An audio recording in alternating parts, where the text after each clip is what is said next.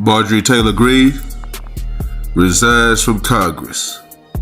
But before she does an interview with Sweet Caroline Levitt's nemesis, Caitlin Collins. She discusses her relationship or non-relationship with Donald Trump, her future moving forward, and that she will never run for any political positions again due to constant death threats on her life.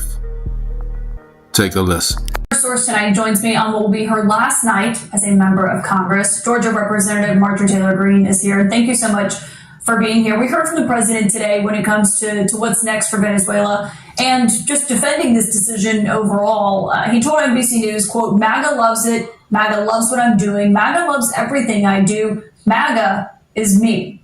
You voted for this president 3 times. Is this what you voted for? Not only did I vote for the president 3 times, I was one of the few Republicans that stood by him early on when the rest of the Republicans turned their back on him.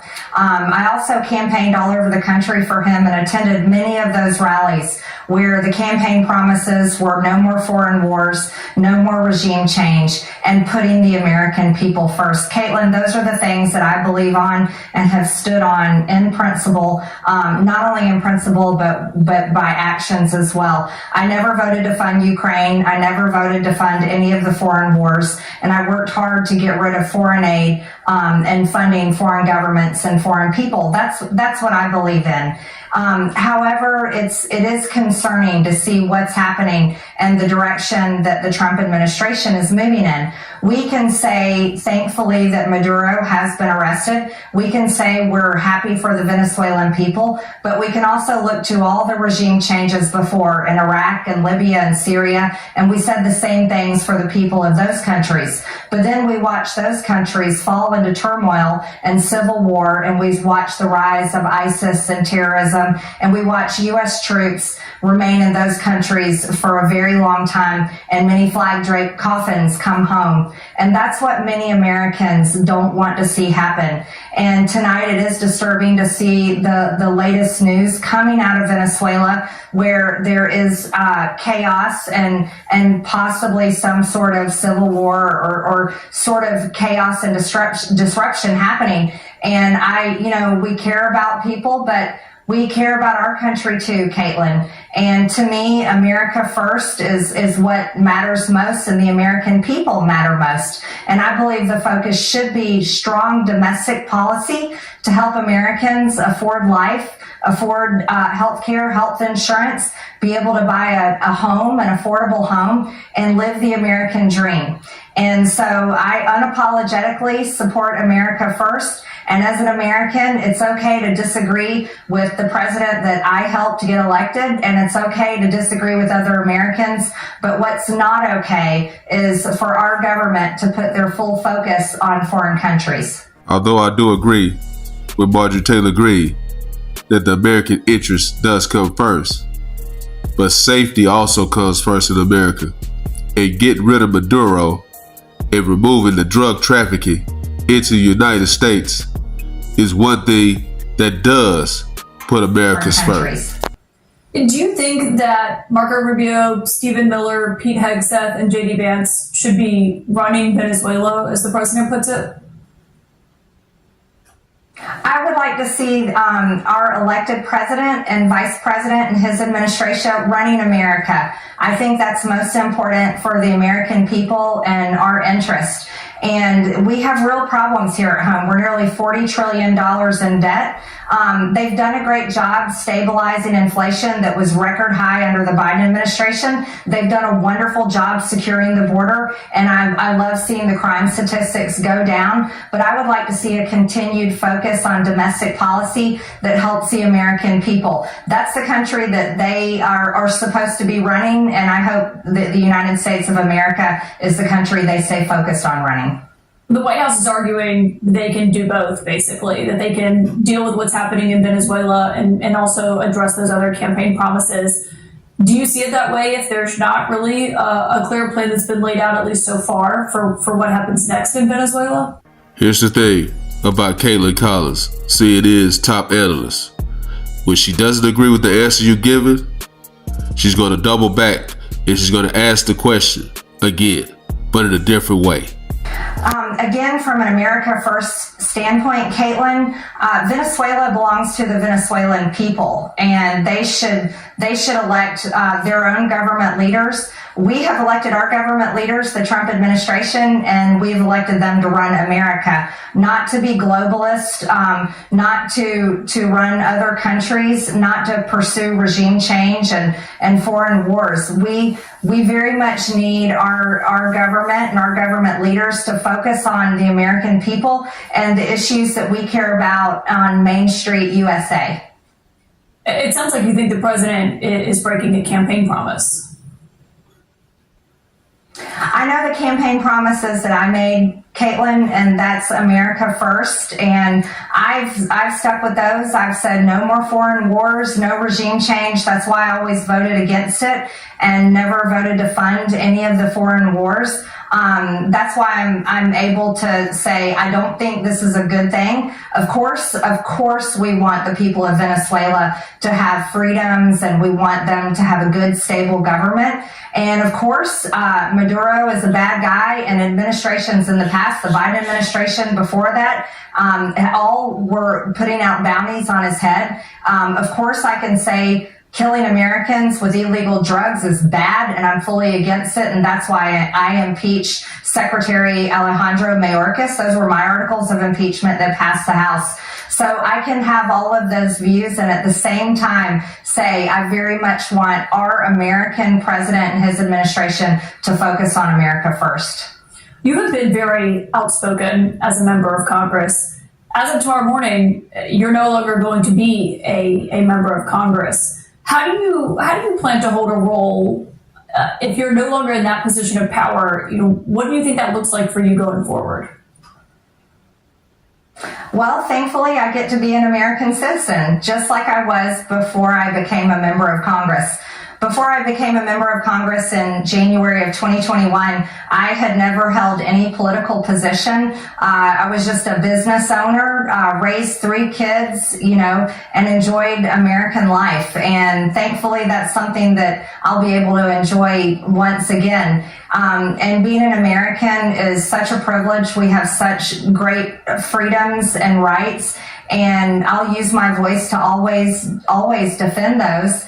But I've thankfully held the job title representative, Caitlin, and I think the job title speaks everything for the job. And so it's my hopes that whoever's the next representative for the great 14th district of Georgia will take that job title seriously, because I think that's something that's lost in Washington, D.C. Everyone goes to Washington and they get lost in all the special causes and the lobbyists in the hallways and the foreign interest and the committees, and they lose sight of the people back at home. And I never lost sight of the people back at home. They always were number one to me, and I really enjoyed going home as much as possible. So, Caitlin, I'm very thankful that I get to spend more time with my family and friends and hold the very proud title of U.S. citizen. Well, 2 of the biggest things you've spoken about as in your last few weeks and months as a representative was Jeffrey Epstein and how the Justice Department has handled that, and also healthcare. We heard from your colleague AOC, who was saying she believed the Venezuelan move was about oil and regime change. And she said, quote, "They need a trial now to pretend that it isn't, especially to distract from Epstein plus skyrocketing healthcare costs." Is that something that you agree with? I wouldn't say that it's meant to be a distraction. I think those are all separate issues. So no, I don't necessarily agree with what she said. What Marjorie Taylor Greene wanted to say was what AOC said was the most ridiculous thing that ever came out of her mouth. For her to say, for Donald Trump to go out there and arrest Maduro was a distraction from the Epstein files and rising healthcare costs, is ridiculous. I signed my name on the discharge petition to release the Epstein files because I fully stand with women who were raped as teenagers. And releasing those files was a campaign promise. That was something that MAGA voted for, and the American people across political spectrums believe in and overwhelmingly demanded. So I'll never apologize for that, even though the president called me a traitor for standing with those victims. I think that healthcare is a separate issue and it's extremely important. The Democrats created Obamacare and they passed the ACA tax credits. I didn't vote for those. And that has driven the cost of healthcare and health insurance to be unaffordable for many Americans. And it is a serious issue, and that's why I have pushed hard on my own party and the Speaker of the House, because Republicans have never presented an alternative plan, even though Mike Johnson said over and over again that he would have one on day one. And I think that's a complete failure to the American people. It's a serious issue, and Republicans can't dismiss it. But another serious issue is regime change and foreign wars, and I really hope to see the American people push back and say, let's focus on the United States of America, Mr. President, because that's what the American people deserve. On the Jeffrey Epstein release, we still haven't seen the administration fully comply with the law that Congress passed to release all of those files. They say they're still going through millions of them, that it could take maybe until the end of January. It's not really clear.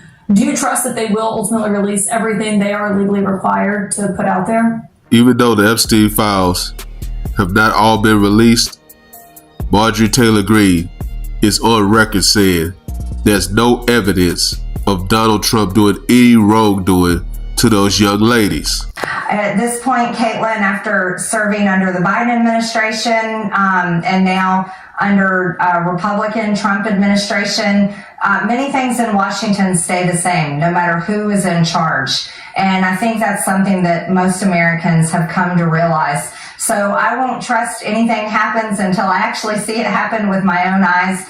But I certainly hope for the women that were victimized by Jeffrey Epstein and other rich, powerful, elite men. I hope for them that the files do get released, and they are the ones that will know when it happens. Do you have a parting message for your fellow lawmakers here in Washington, namely Republicans, your party? My parting message for everyone is that we really need to join together and put America first. I'm one that has been vocal about being very tired of the toxic nature of politics because the division is causing us more problems. It isn't fixing any of our problems. So what I would say is I would encourage all lawmakers to look within themselves, examine their job title, which is representative, and work together to do good for the American people, because it's the American people that elects them. It's the American people that pay taxes, that pay for our government, and it's the American people that they swear an oath to serve. And so that would be my parting message for lawmakers. But my parting message would be for my district, Caitlin, and that's thank you for the honor of the lifetime, allowing me to serve them in the 14th district. And have you made any decisions about whether you will run and seek higher office? You know, I've been asked that over and over again, and I've said it over and over again. No, I have no plans to run for any other political seat at this time. You know, politics has not been a safe place for me. Today, on my last day in office, we received another death threat on my life and had to talk with Capitol Police about that. And it's extremely unfortunate. And, you know, it's something that I've brought up over and over again, how many death threats that I've had, not only on myself, but also on my family, swatting, pipe bomb threats, and so many more things. And I brought that up because it's extremely important to talk about. Serving in Congress or serving the American people in any capacity, whether it's local, state, or federal level, should not come at such a high cost. Yeah. Congresswoman Marjorie Taylor Greene, thank you for joining us tonight.